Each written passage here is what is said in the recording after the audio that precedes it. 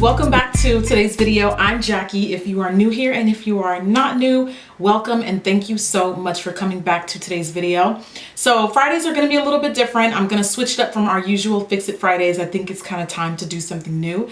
And instead, I'm going to start doing First Impressions Fridays where I talk about a new product or a new brand and just really getting familiarized with a brand new product. I show you my first initial reaction to it on camera. So it's just really a fun way to just review a product and try it out for the first time. So today I'm happy to announce that our first video is going to be the ever so raved about Champagne Pop Shimmering Skin Perfector from Becca. This was created in collaboration with BeccaxJaclynHill. For those of you guys that are not familiar with her, well, I don't know who wouldn't be familiar with BeccaxJaclynHill, but if you aren't, she's a YouTuber here on YouTube and she has quite a big following, and it was announced recently within the past couple weeks that she was going to be partnering with Becca to create her own version of a shimmering skin perfector. So when I did my research on the product and just from the comments and things that I've seen from you guys, it was ideally supposed to be, it's said to be a mix between Opal and Moonstone. So Opal and Moonstone have then created the baby known as Champagne Pop. It is it's supposed to be like a white highlighter with like peach undertones.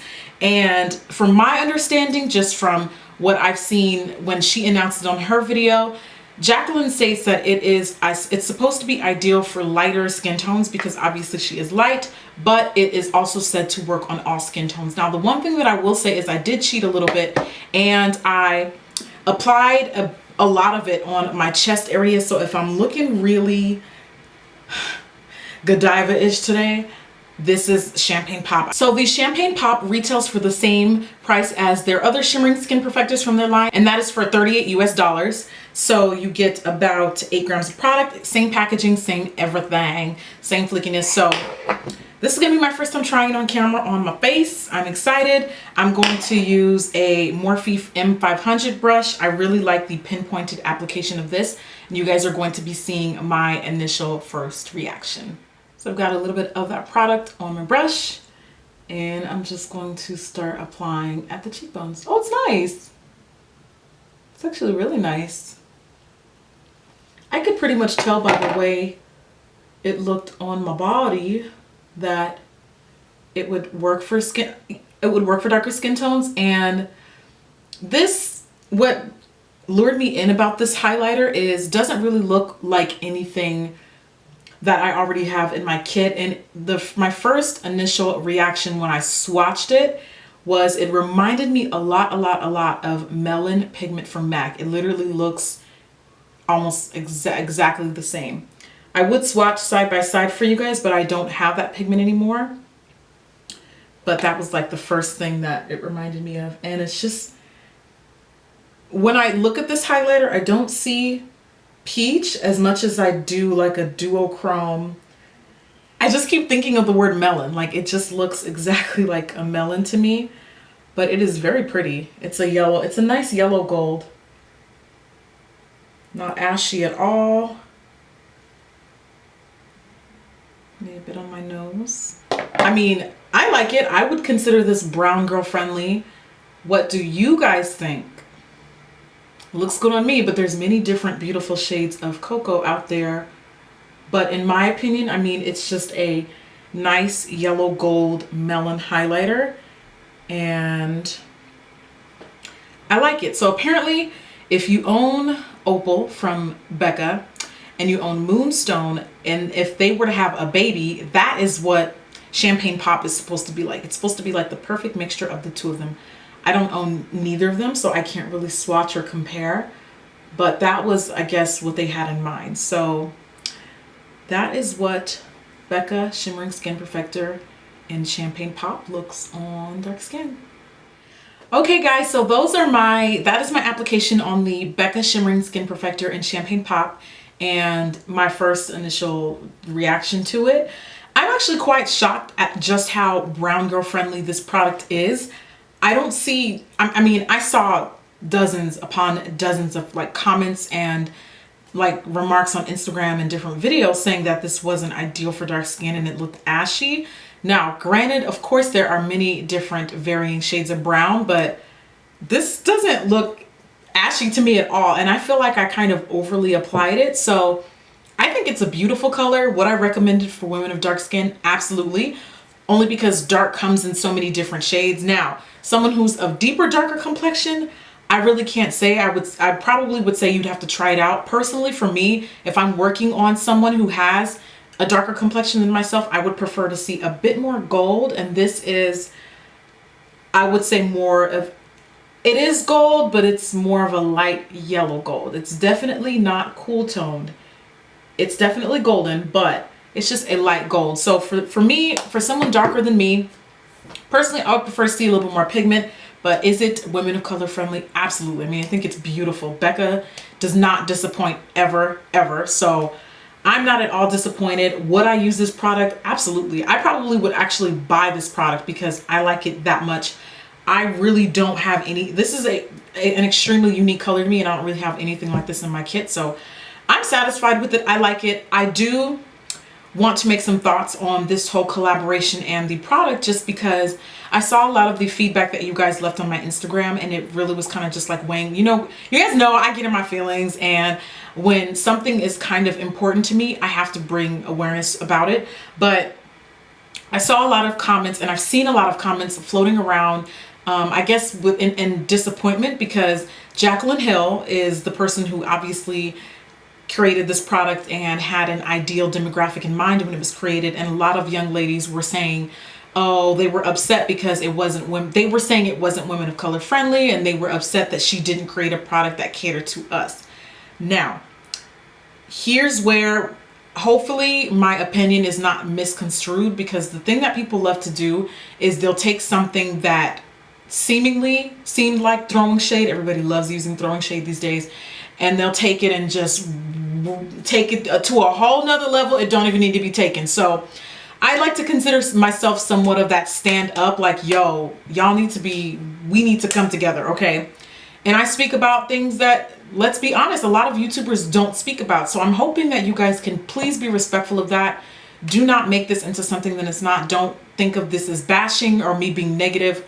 Please just understand that this comes from the best possible intentions, and I'm only talking about this simply because I care about not only you guys, but this beauty community. This is like how I live, thrive, and this is just what I'm super, super passionate about. So anyway, the thing I think that bothers me about this collaboration is not so much that they picked Jaclyn Hill. I think she's a beautiful, talented, quirky, amazing. She's got so many different qualities. She has obviously built her following up to where it is because she deserves it wholeheartedly. I cannot and refuse to take that away from her. I genuinely enjoy watching her videos, and I'm a subscriber of hers. And I mean, I think that this collaboration with Becca is a huge deal. Like, could you imagine walking into a Sephora and seeing your name on a product? Like, that is so cool. And when I found out about this, I couldn't, like, my natural instinct was to be extremely proud for her. Like, I think it's an amazing accomplishment. I'm happy. I'm genuinely, like, happy for her.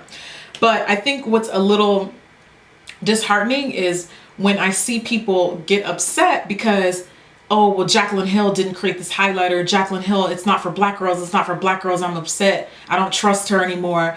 And not that she needs me to defend her. It's not really so much about her, but in general, Jaclyn Hill is on the extreme opposite end of the spectrum shade-wise. She's a Caucasian woman, okay? I don't know what her real background is, but you know where I'm going with this. She's a Caucasian woman, so obviously they have, and you think dark-skinned women have foundation issues? When you get to the lighter, especially some of these highlighters, and I know this because I'm a freelancer, but so, a lot of highlighters are too dark on light skin, so I get why she had the idea in her head of why she created this product. Now, if this person or any other big YouTuber had created a makeup line or a full shade range of different products and they didn't have anything for women of color, I'd be looking at you like, oh, no, boo-boo, that's not cute. It'd be different if she collaborated with Becca and she created an eyeshadow. Eyeshadows are universal. Lipsticks are universal. Highlighters are not universal. So of course she's going to create a product that is going to look good on her skin tone. Maybe she probably had the best intentions, hoping that it would apply to most complexions, which I personally do think it does. But we can't really be mad at her or expect her or anyone that looks like her to be the voice of reason for us. It's just not. possible. And it's kind of the same thing when people come to my videos and they're like, well, how come you don't talk about like products for, how come you only talk about products for women of color? It's like, but that's what my channel is about. That's the bread and butter. That's what I built my following on. So I guess what I'm trying to say is the girl can't do everything. Like, give her, I'm just saying, instead of, and this, I'm saying this simply because I see comments on not only her channel, but a lot of other bigger YouTubers who don't do videos for women of color. And I'll see comments from young Black girls, young, like just young dark skinned women. And they'll be like, oh, I wish you can do videos for dark skin and blah, blah. And I get it. Like, you want to see your favorite YouTuber show their spin on different looks that would be beneficial to you. However, instead of looking to the same one person all the time, there are so many different, beautiful, talented women of color who do amazing YouTube videos that we could be and should be promoting just as heavily as we do these other YouTubers. I'm just saying. So instead of like going in on like, oh, well, you didn't create a product for me. I mean, she doesn't have to. Like, it's not, I'm trying to say this in the most professional way as possible, but I just think that people expect too much sometimes. And I think that this is the perfect example of how we can be building each other and helping each other up to get opportunities just like those. And like I said, it's not to take it away from her. I'm not at all saying that she does not deserve it, because she absolutely does. But I think we should kind of just give her a break and channel some of that energy into, hey, why don't we start reaching out to companies and telling them, this highlighter was so good, I think you should do a brown girl version. You know what? You know who's a really good brown girl YouTuber? Sondra Deluxe. Or what about Anitra B? I mean, these companies, like, they won't know that you guys have a burning desire to collaborate with certain people unless you tell them. And I'll give you another example. I talked about this briefly on Snapchat, and this is what made me want to talk about this in a video. But recently, a very popular makeup brand came out with a line of liquid lipsticks. I'm sure you guys all know where I'm going with this. And I got dozens upon dozens of comments from people asking me, are you going to review them? Are you going to review them? Are you going to review them? Now, I have no control over what companies and who they send out press packages to and when. I have zero control over that. Sometimes I do reach out to them, but unfortunately in this particular instance, by the time I did, it was too late and they were sold out. So no one had seen any brown girl swatches on the product.